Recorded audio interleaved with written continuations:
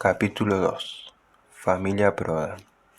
Yo me viví toda una vida antes de llegar a ser una estrella de rock, entre comillones, comillitas y comillas. Luca, entrevistado por Néstor Nardella. Audrey Hepburn maniobra con graciosa impericia una Vespa por el centro de Roma. En el asiento de atrás, Gregory Peck intenta en vano tomar el control de la situación mientras la chica de pelo corto, delgada e infinita, conduce en contramano por vía del Corso.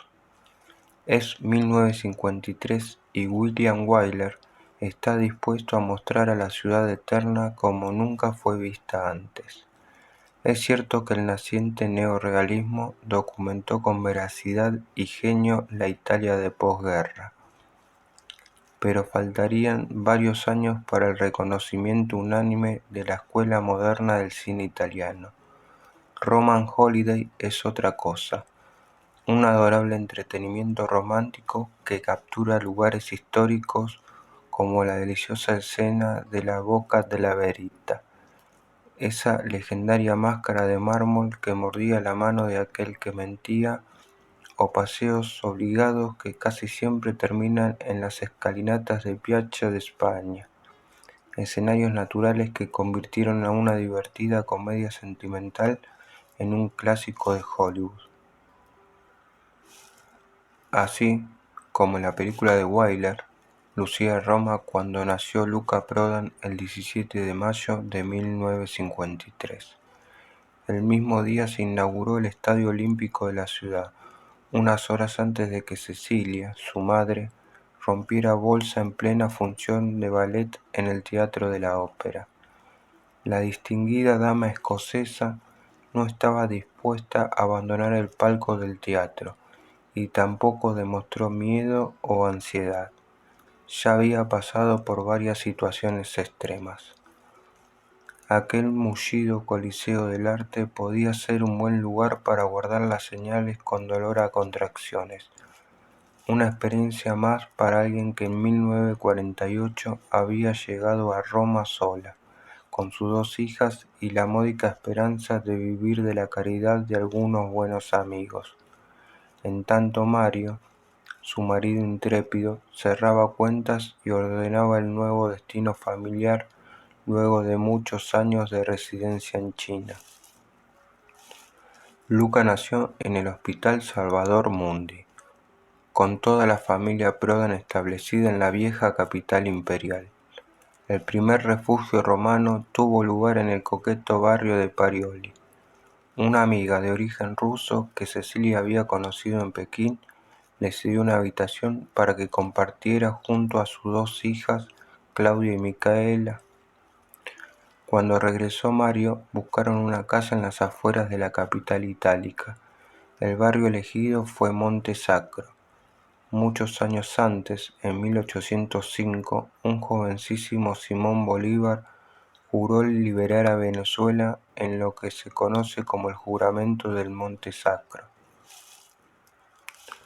Luca pasó así sus primeros años, hasta que su padre compró un piso en pleno centro de Roma, más precisamente en Via dei Funari 20, a pocos metros de la Fontana delle Tartarughe en Piazza Mattei, y con vista directa a la iglesia Santa Caterina dei Funari, reconocida como una de las primeras iglesias barrocas de la historia.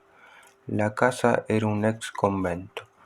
Mario decidió derribar todos los muros de las celdas que ocupan antiguamente los monjes y crear un amplio departamento. La Roma idílica que abrigaba el romance entre la princesa y el periodista distaba mucho de una realidad de miseria durante los largos años de la reconstrucción. Al costado de las ruinas históricas y de los típicos lugares turísticos, el centro de la ciudad permanecía como una zona decadente en donde se mezclaban pobres y ricos en un ámbito tolerante, que identificaba las conexiones sociales entre los romanos. Los tiempos de crisis estrecharon los lazos y la distinción de clases se acortaba en la mezcla que podía encontrar a un noble aristócrata de compras por la feria, sobre la Piazza Campo dei Fiori. Ni la circunspección londinense ni la altivez parisina. Roma imponía otro trato, en donde la vida estaba en la calle y de la cual Luca tomó sus primeras lecciones de igualdad y equidad italiana. A esa formación sistemática se suman los primeros años de vida escolar en St. George's British International High School, un colegio internacional donde había niños de 53 países diferentes, porque allí concurrían hijos de cónsules, embajadores y agregados diplomáticos que trabajaban en Roma. Imposible crecer con algún gen racista en una escuela donde los mejores amigos podían venir de Nigeria, China o Marruecos, entre otras muchas naciones. Mientras Luca crecía en Roma, Mario Prodan progresaba en el negocio de venta de antigüedades y comenzaba una de las etapas más creativas de su vida como un silencioso agitador cultural, siempre conectado al mundo del cine, la literatura y el arte chino. Su aura distintiva incluso impresionaba a los expertos chinos que lo consultaban con frecuencia cuando aún vivía en Pekín. No solo era el conocimiento, tenía un sutil manejo del buen gusto y el charme necesario para cautivar a ocasionales compradores u obsesivos buscadores de tesoros ocultos. Parte de ese encanto puede resumirse en una historia que el hermano menor de Luca cuenta con exactitud meridiana. Andrea Prodan. Mi papá logró comprar una casa en Pekín. Tenía un gusto increíble, la capacidad para buscar el lugar en el momento justo y comprarlo. Siempre fue su don. En China compró una casa que era un ex-templo con un techo de tejas y un jardín precioso, todo con muros, en pleno centro de Pekín, en una callecita que en chino significa la callejuela del bolsillo, porque era cerrada y no había salida. Ellos vivían en ese lugar. Tengo fotos de Micaela ahí, con los sirvientes chinos, porque en esa época todos los europeos que vivían allí tenían sirvientes. Si eras europeo y tenías un poco de plata, era lo normal. Cuando explotó la guerra, tuvieron que dejar esa casa. Los llevaron a un campo de concentración y la casa fue ocupada por un cónsul japonés. Cuando la guerra terminó, volvieron, luego de atravesar una auténtica odisea, porque llegaron los yanquis y los liberaron. Los trasladaron por barco a través del mar de China, primero a Shanghái y de ahí a Pekín. Dicen mis padres que fue mucho más duro que el tiempo que pasaron en el campo, porque muchos murieron en el camino. Cuando finalmente llegaron a la casa, los japoneses les habían dejado una carta apoyada en la mesa que decía: Querido señor Prodan y familia, queremos agradecer el placer de haber vivido en su hermosa casa a pesar de estos años que nos pusieron en conflicto. No hay ningún odio real entre nosotros y usted. Una cosa muy formal y sincera al mismo tiempo. El final era: postdata. Habrán notado que una parte del ventanal que da al patio se rompió, cuando un día nuestra hija resbaló. No pudimos encontrar la tonalidad de rosa que tenía el vidrio, un poco más oscura porque es color ciruela, pero sepan disculpar. Mis padres, que venían del infierno, no lo podían creer. Ellos siempre dijeron: a los japoneses los odiamos y admiramos al mismo tiempo, porque en algunas cosas fueron increíbles y en otras son violentísimos y perversos con violencia aguda. El chino, en cambio, es mucho más bonachón y práctico, le gusta mucho la familia. El japonés es más cerebral, como el alemán. Si tiene un una idea en mente, no para hasta conseguirlo. El chino es otra cosa, como el napolitano o el argento. Entre los muchos trabajos de Mario figura el rol de asistente de dirección en Cinecittà. El control y manejo fluido de varios idiomas lo acercó a los míticos estudios, que a fines de la década del 40 estaban dominados por producciones europeas y norteamericanas. Filmar en Italia era todavía muy económico y la capacidad de sus técnicos era inigualable. El enorme complejo dedicado a la realización cinematográfica funcionaba desde 1937, cuando Benito Mussolini puso en marcha una enorme maquinaria de arte y propaganda. En 1943 la ocupación nazi saqueó Cinecittà, para luego convertirla en un campo de detención. Inversionistas norteamericanos determinaron el renacimiento de los estudios y superproducciones como Quo Vadis, 1948. Le valieron el título de la Hollywood sobre el Tíber. Allí, el experto en arte chino entabló amistad con Roberto Rossellini y Federico Fellini, y comenzó una fructífera carrera dentro del cine. Primero como asistente, luego como productor y finalmente en 1952 escribió y dirigió su primera película, Una croce senza nome, una cruz sin nombre, que se inscribe dentro de la corriente dominante del neorrealismo italiano.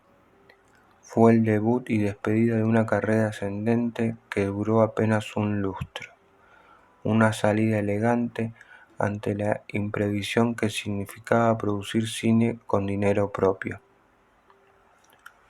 El imaginario argentino suele posicionar erróneamente a la familia Prodan en la categoría de millonarios. Desde su origen mismo en plena década del 40, Mario y Cecilia pasaron por periodos de bienestar y pobreza, con la misma rapidez del jugador que pierde toda su fortuna en una sola apuesta. Andrea Prodan.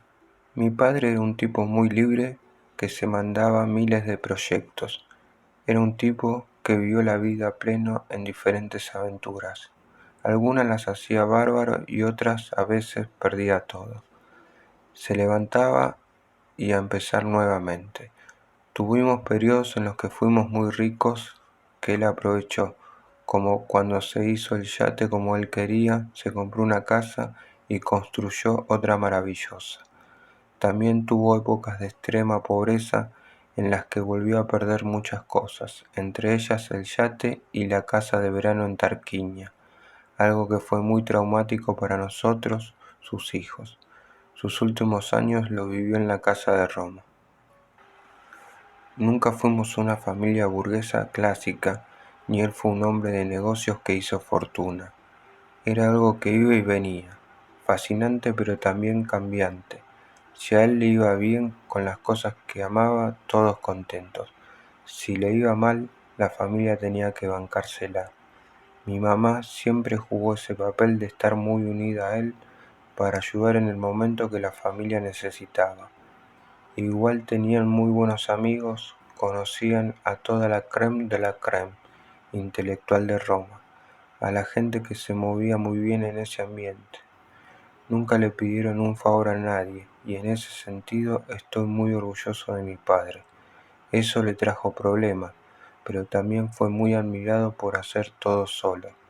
En Londres, mi padre fue socio en Barings, que era el negocio de antigüedades más conocido de la célebre Mount Street, y estaba en la zona más concheta de Londres.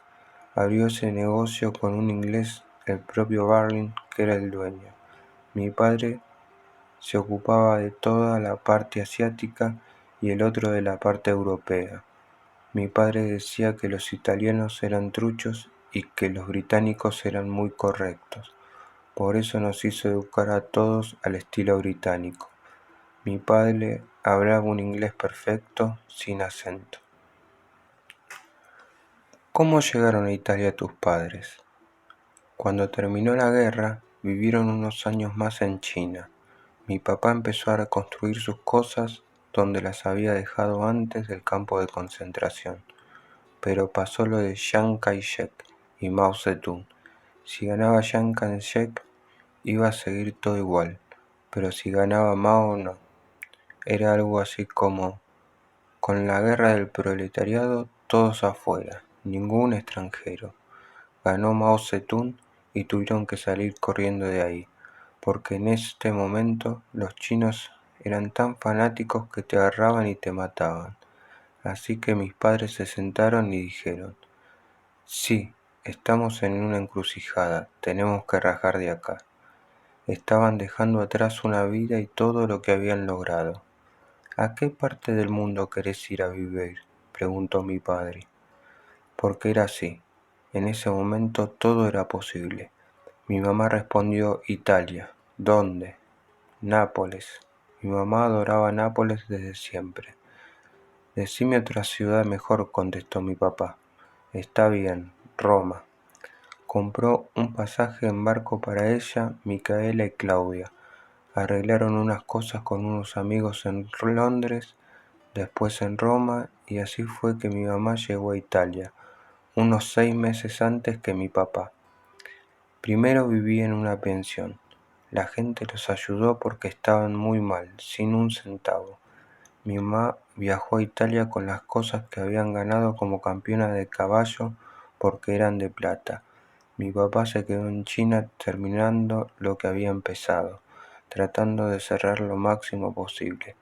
Hizo unos cajones, los puso en un barco y se fue para Italia. Llegó en 1948 o 1949. Esos primeros tiempos en Italia fueron duros. Era una Roma completamente destruida por la Segunda Guerra Mundial. ¿Tu mamá no conocía Roma? No. Siempre contaba que le pareció impresionante, maravillosa, un país con la gente súper entregada, porque no tenían un mango. Era como la Argentina en 2001, cuando todo era posible, como en todos lados cuando no hay plata. Me quedé en la Argentina por eso. Volviendo a mi papá, abandonó lentamente la historia del arte chino porque pensó que no tenía nada que ver con su nueva vida. Tenía que ser práctico y pensar en cómo conseguir una supervivencia en Italia, para él y su familia. Empezó a hacer cosas a través de no sé qué conexión, porque mis padres conocían a mucha gente, personas de la aristocracia rusa, de esos que escaparon de Rusia y después huyeron de China. Muchos fueron a París, Londres o Roma.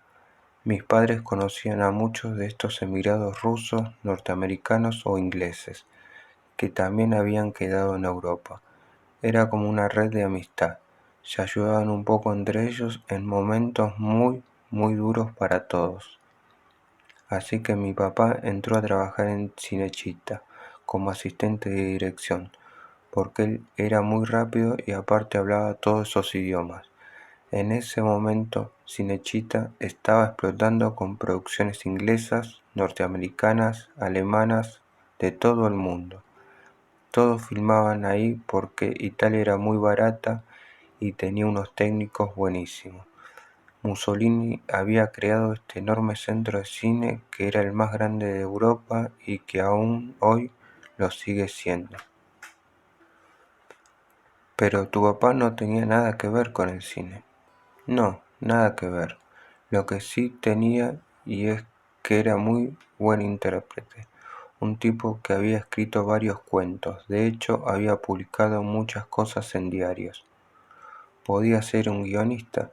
Sí, eso es lo que fue después. Se hizo muy amigo de Rossellini y de Fellini. Con Fellini tenían proyectos en común, cosas que escribieron juntos. Es más, Fellini le robó el nombre del protagonista de uno de los libros de mi papá. Creo que es La Dolce Vita. Se llama Guido Guidi.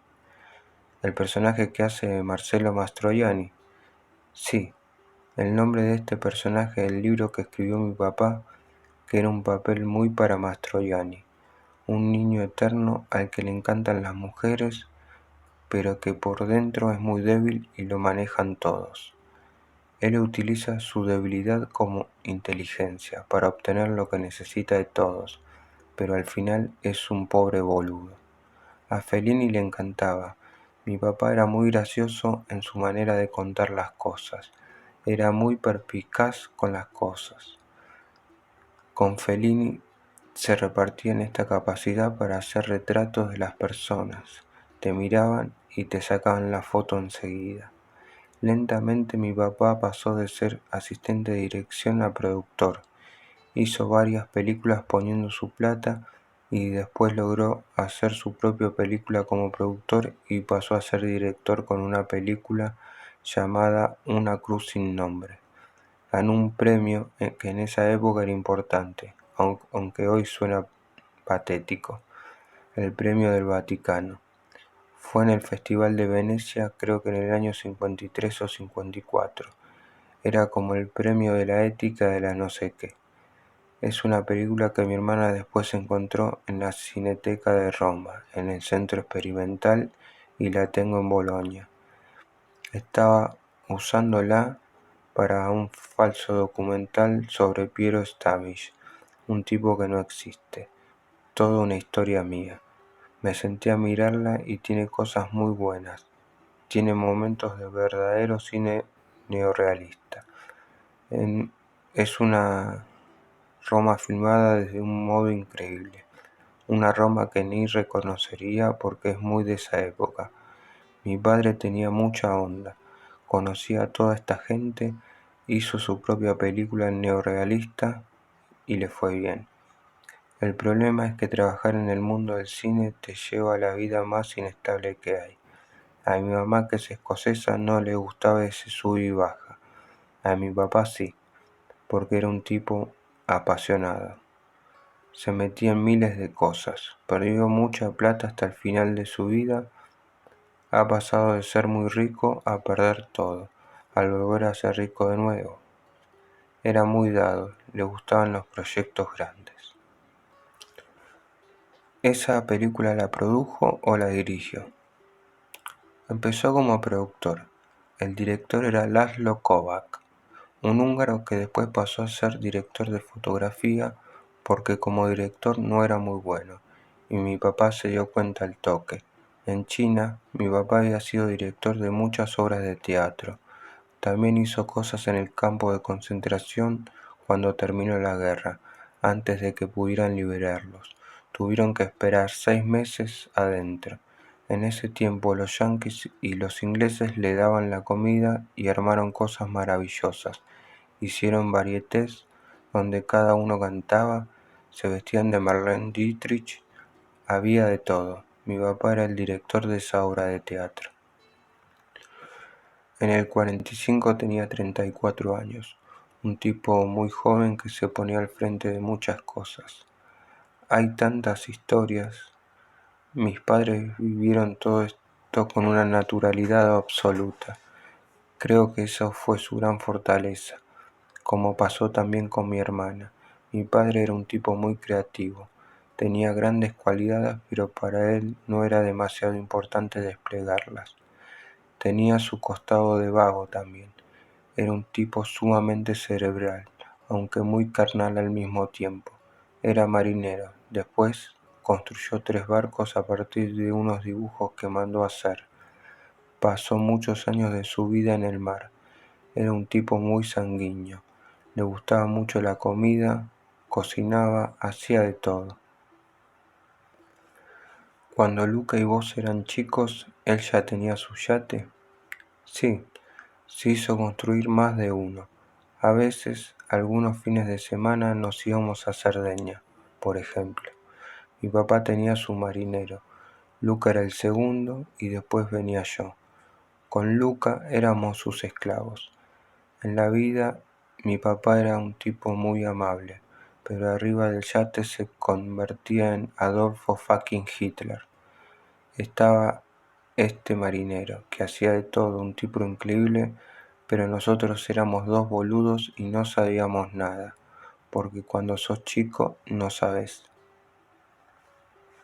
¿Cómo era su vida social? Al negocio de mi papá venía gente muy importante.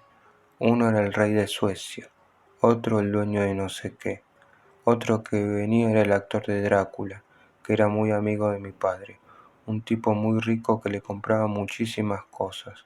Era un experto en arte chino. Mi papá decía, mira, como el actor lo considero casi nulo, pero como coleccionista tiene un ojo tremendo, mucho mejor que la mayoría de mis colegas. Christopher Lee, exactamente. Venía muy seguido a comer. Había gente muy famosa, italianos conocidos, productores de cine, pero la mayoría eran extranjeros. El italiano no le dio mucha bola al arte chino. Los ingleses sí eran expertos, también los franceses y los norteamericanos. ¿Cómo fue tener un padre tan activo? Para los hijos puede ser un problema, porque pensás, nunca voy a superarlo. Era bueno en todo lo que hacía. El problema era para Luca, que fue el primogénito. Mi papá era muy competitivo, demasiado, y quería que sus hijos fueran igualmente exitosos. Nos empujaba a hacer hazañas exageradas.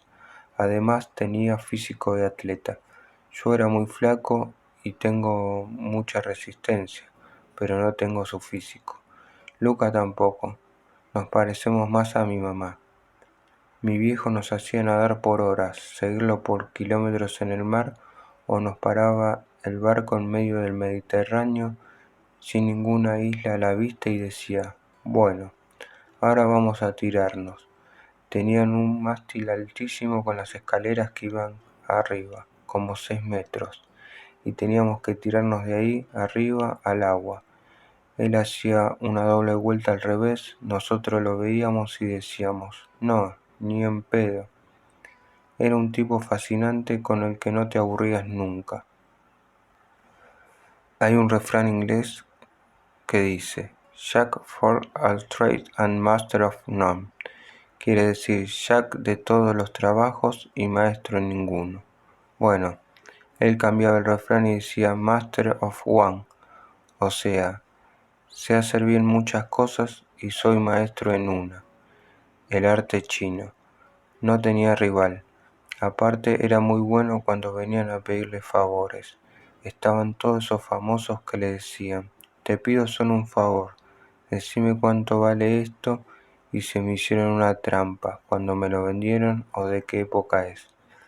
Primero lo invitaban a una casa de la puta madre, por ejemplo en el sur de Francia, le ofrecían de todo y después llegaba el momento de, che, ¿me enviarías esto?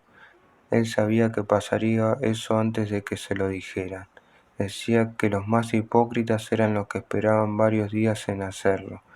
Él prefería los que le decían, bueno, no tengo tiempo, ¿me mirás esto? En ese ambiente, el del arte, hay que aplicar mucha diplomacia. Sí, pero a él le encantaba esa franela. Era un gran contador de historias, de chistes y anécdotas, así que lo llamaban y sacaba todas las historias de su pasado de la galera. ¿Llegaste a verlo mal en algún momento de tu juventud o la de Luca? Hubo 2 momentos de nuestra juventud en los que mi papá perdió muchísima plata. Ahí lo vi cambiar radicalmente.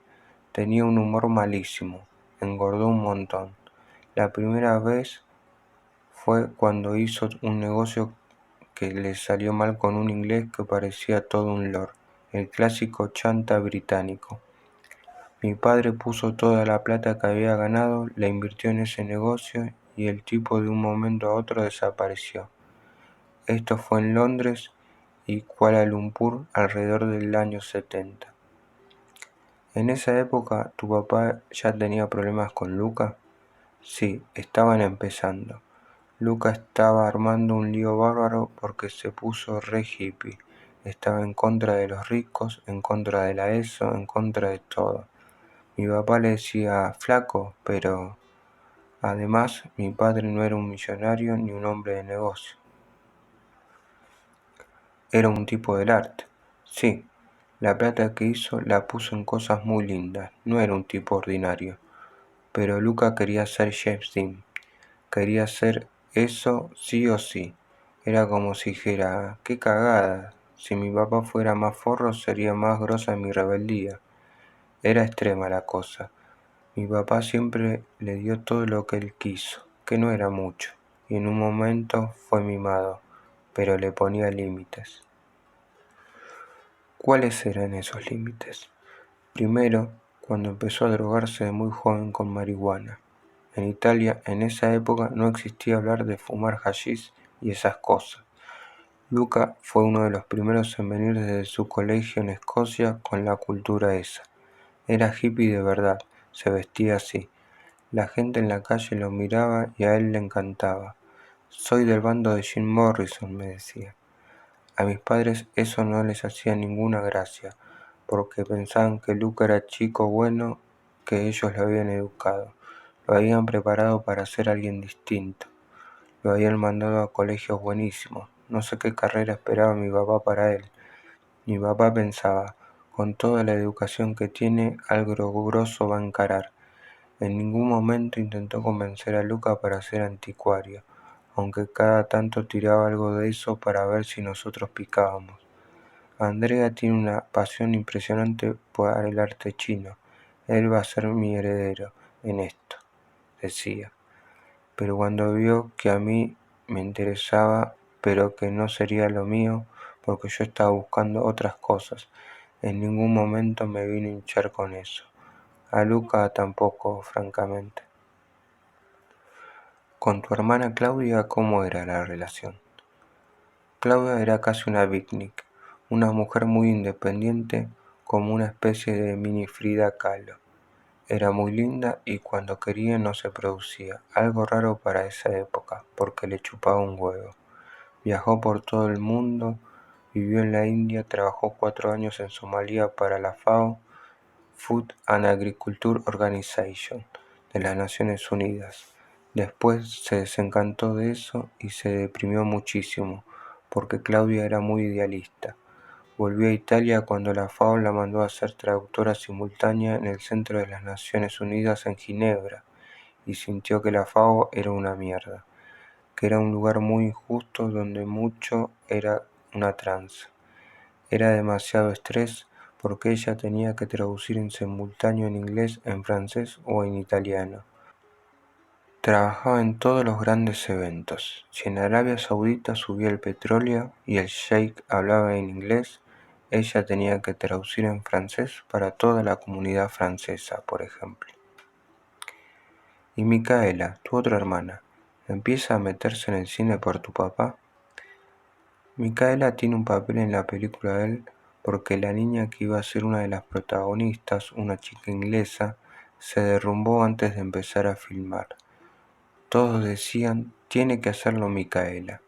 Mi papá no quería, porque era muy severo. En la película se la ve algo nerviosa, asustada. Mi papá era durísimo con ella, y además fue un tipo algo machista. No quería que sus hijas tuvieran una vida artística.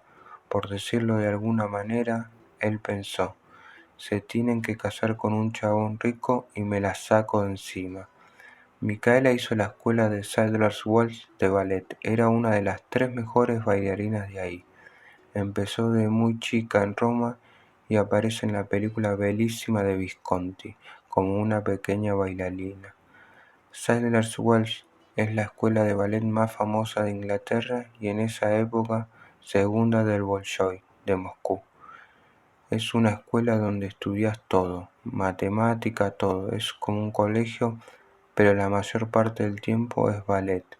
Mi padre pensó, va a ser una famosa bailarina, pero al momento de despegar el salto, Micaela dijo, ¿sabes qué? Ni en pedo, quiero vivir la vida. El mundo del ballet es un infierno. ¿Cómo se lo tomó tu papá? A él no podías criticarle nada, porque se ponía furioso. Era de acero en esas cosas. Cuando ibas en contra de lo que él había decidido, era realmente tremendo. Yo mismo tuve que descubrir modos muy sutiles de hacer lo que quería. Creo que soy actor por eso. Mis métodos para eludir a mi padre, de su escrutinio total, me llevaron a ser un actor de una fineza tremenda. Sobreviví así, como una especie de espía en la oscuridad esquivando a mi papá. Luca no podía hacer eso. Para él era demasiado. Iban al choque todo el tiempo. Era como dos toros enfrentados. Micaela era una chica muy inteligente, muy seductora. Era la nena de Mario, aunque fuera tan duro con ella, como lo era con todos nosotros. Cuando Micaela le dijo eso, él le respondió algo tremendo. Vos sos una mediocre. Invertiste años en esto y cuando llega el momento sos una cagona. Ella le contestó, no, no quiero arruinar mis pies. Mirá a la Margot Fontaine. ¿Viste los pies que tiene? Tiene 35 años y parece una gallina. Como castigo, mi papá la enchufó en una escuela de traductoras en Londres para secretarias de oficina. Tu padre quería que ustedes estuvieran en Inglaterra sí o sí. Salvo Claudia, que no estudió en Inglaterra, porque era chica cuando hizo un intercambio con una familia en Estados Unidos y se fue a vivir 2 años allá. Pero incluso Claudia terminó en el mundo anglosajón, aunque ella ya fue un poco más y fue la que más curtió Italia. Micaela dejó Inglaterra y volvió a Roma, a otra escuela de secretarias. Después trabajó en una agencia de traducciones y un día la llamaron para hacer una traducción en italiano del guión de filmación de Barbarella, una película que estaban a punto de empezar a filmar en Roma. ¿La de Roger Vadim? Sí, a la jefa de Micaela le llegaban estos trabajos importantes, pero justo ese día estaba enferma y la única disponible para hacer la traducción era Micaela, así que agarró el guión. Ni sabía quién era Roger Vadim, creo que tenía 18 años. Se lo llevó a casa, hizo el trabajo, se divirtió mucho traduciéndolo. Además, Micaela hablaba muy bien en inglés y conocía la jerga de Londres, captaba perfectamente el cockney británico. Cuando lo entregó, Roger Vadim llamó a la agencia para felicitarla por el trabajo y preguntó quién lo había hecho. La directora de la escuela, que era una mina copada, para nada envidiosa, le contestó, lo hizo una chica que trabaja acá. Entre una cosa y otra, Micaela terminó yendo a los estudios Dino Chita, de Dino De Laurentiis, porque él había hecho su propio Cinecittà, para competirle al otro. Estaban filmando ahí, y por una serie de cosas increíbles, el hombre que estaba organizando el equipo de filmación conocía a mi papá desde hacía muchísimos años. Le dijo, pará, ¿vos sos hija de Prodan? ¿Sabés que necesitamos a alguien para la segunda unidad de script, una script girl? Es la segunda unidad, pero hay mucho trabajo. No vas a estar con los actores más famosos, pero... Le dijeron cuánto pagaban y mi hermana hizo cuentas. En la agencia me rompo el culo y me dan nada. Acá, por estar 1 mes y medio haciendo esta película en la segunda unidad, van a pagarme 10 veces más. Aceptó el trabajo sin decirle nada a mi papá porque él estaba en Hong Kong comprando las cosas que después vendía en Europa. Ahí fue que conoció a Jane Fonda. La conoció en ese 1 mes y medio en el que estuvo ahí. Se hicieron muy amigas y terminó siendo su asistente, sí. Un día Jane le avisa de la llegada a Roma de los Rolling Stones, que eran amigos de Vadim y de ella también. Jane las había invitado a una casa que tenía sobre la Vía Appiatica, fuera de Roma, al lado de una tumba enorme que se llamaba Cecilia Metella, que es como una torre con forma de corona. Fellini la usó mucho en su cine porque es un lugar increíble. Un día, Fonda la llama desde el set donde estaba filmando y le dice, mira Micaela, mañana tenés que ayudarme porque vienen... ¿Los conocés, no? Mick Jagger, Keith Richards. Te pido ayuda para organizar todo para que cuando lleguen se sientan como en su casa. Van a quedarse una semanita porque Anita Pallenberg festeja su cumpleaños y no sé qué. Micaela no entendía nada. También le dijo, antes de ellos van a llegar unos camiones del sur de Francia con todos los equipos.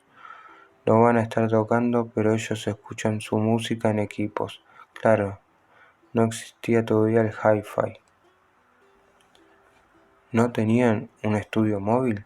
Sí, pero eso que llevaron ahí eran equipos para escuchar música, tocadiscos y parlantes.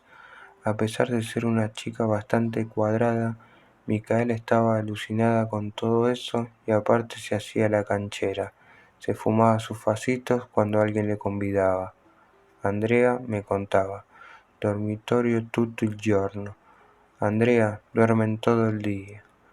Los Stone vivían de noche. Una noche parece que Jagger convocó a todos los que estaban en la casa porque tenía que hacer un anuncio. Apareció con un disco de vinilo que tenía una tapa en blanco. Bueno, dijo Jagger, acá tenemos el disco que nos mandó Paul de Londres. Era Sgt. Pepper's. Mick pone el disco que ninguno, ni siquiera él, lo había escuchado. Era una de las primeras copias. Cuando los Beatles sacaban un disco se lo mandaban enseguida a los Stones. Eran re amigos. Micaela cuenta que se acomodaron, prendieron todo lo que tenían para fumar, se cagaron de risa, pusieron el disco, se sentaron a escucharlo. Al principio nadie decía nada, porque los temas estaban enganchados, y en un momento empezaron las expresiones por lo bajo.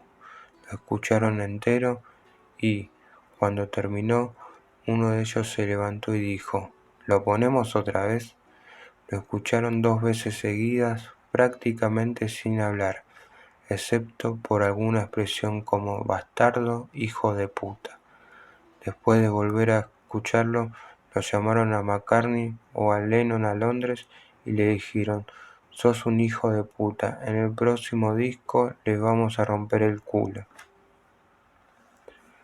¿Siguió trabajando con Jane Fonda después de eso? Sí, y después le pasó otra cosa en la casa de Jane, que también era la de su papá, Henry Fonda, porque toda la familia vivía junta en Malibu Beach. Michaela estuvo en la primera visión de Easy Rider, la película de Dennis Hopper y Peter Fonda, que es el hermano de Jane. Tenían un cine en la casa, con operador y todo. Cuando Henry Fonda terminó esa visión, se levantó y le dijo a Peter: hiciste un buen esfuerzo, nada más. Era una manera de decirle: esto es una cagada. El hijo quedó destruido. James era muy chupamedias del padre, lo consideraba un mito viviente, y a su hermano lo trataba como si fuera un tarado, y se fue con el padre diciendo algo así como: bueno, sí, está bastante buena. Peter se quedó muy mal, pero estaba acostumbrado a ser tratado así. ¿Ya estaba Jack Nicholson ahí con ellos? Sí, y Micaela se quería morir de la vergüenza que tenía.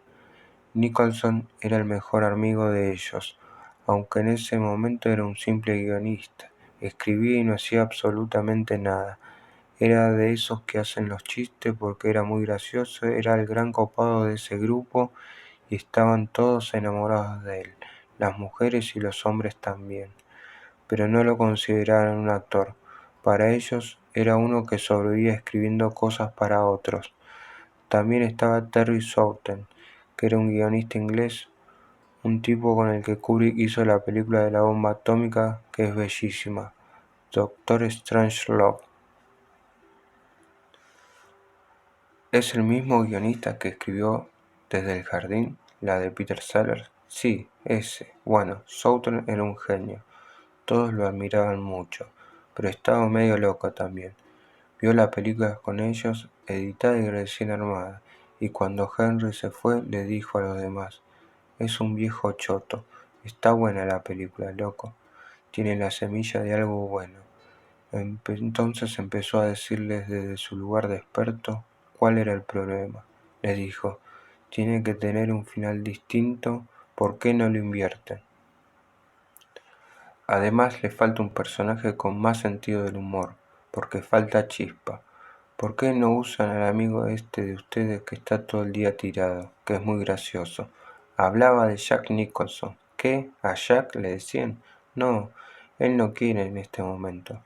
¿Pero le preguntaron? Así fue que lo encararon. Che, Nicholson, ¿vos ayudarías en esta película?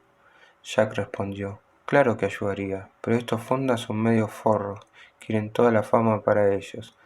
En ese punto Southern dijo: «Chicos, hablen entre ustedes, pónganse de acuerdo. Yo les digo que unas escenas con él funcionarían. Inventen un personaje para Jack. Nos vemos en 2 semanas, pero hagan algo». Supuestamente lo que pasó después, todo eso me lo contó Micaela. Fue que se fumaron unos churros, fueron a ver a Nicholson, escribieron 3 escenas, inventaron el personaje del abogado, tiraron unas escenas, volvieron a filmar otras cositas e incorporaron todo eso, empezando con la escena del árbol en la que fuman muchísimo, que era una improvisación. Ahí empezaron a reconstruir todo y la volvieron a editar con Terry Southern, que les dio un montón de ideas. Terminó ganando el Festival de Cannes. Claro, incluso fueron a Francia con la película sin antes mostrarle la nueva versión ni a la hermana ni al padre. No van a entenderla, decían. Cuando ganó Cannes, Micaela estaba en Malibú. Me contó que Henry y Jane, en lugar de ponerse contentos, estaban indignados. ¿Cómo puede ser que estos dos boludos ganen Cannes? Es la decadencia de Occidente.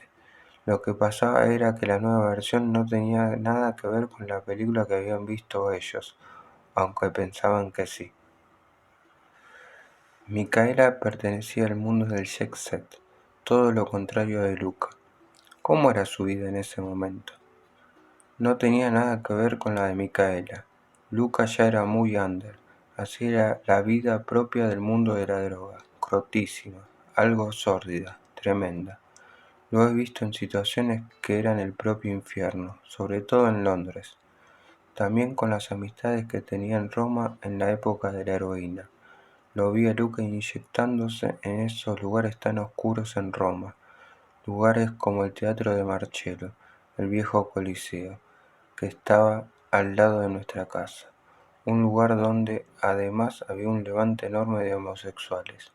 Era muy crudo porque cogían ahí, con los heroinómanos, que iban a pincharse ahí a un costado, todo lleno de jeringas. Bueno, Luca iba ahí con sus amigos. Él curtió profundamente, estuvo realmente en el infierno. Se metió en ese mundo de la droga casi con gusto. ¿Fuiste al mismo colegio que él? ¿Qué te decía después de haberlo pasado tan mal ahí? Para el inglés, el italiano era un europeo de otra categoría, como el griego. En esa época, Italia era un país todavía humilde. Estamos hablando de 1970, que es cuando él llegó a Escocia.